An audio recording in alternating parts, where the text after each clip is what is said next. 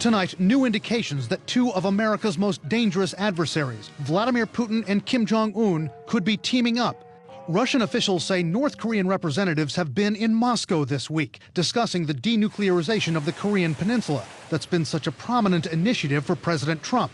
And Putin's deputy foreign minister says a possible visit by Kim to Moscow is, quote, on the agenda, but he didn't mention a specific date. I think they're both a little paranoid about regime change being perpetrated on them by the United States and the international community.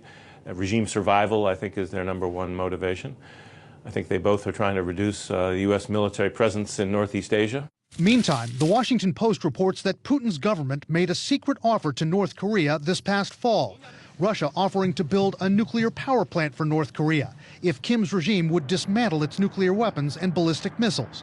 The Post says it's not clear how the North Koreans responded or if the offer is still being negotiated. A top Russian diplomat denies an offer was made, but experts wouldn't put it past the former KGB colonel in the Kremlin. Vladimir Putin, of course, would love to insert himself right into the middle of the North Korea talks, especially at such a crucial moment for Donald Trump.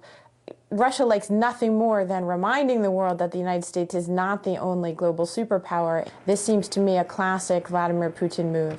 Neither the White House, the State Department, nor the CIA are commenting on the Post report. The Kim dynasty has a long-standing relationship with the Kremlin, an alliance that's always worked against American interests.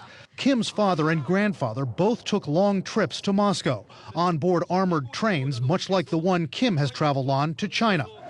Tonight, experts warn of how a new alliance between Kim and Putin could work against America.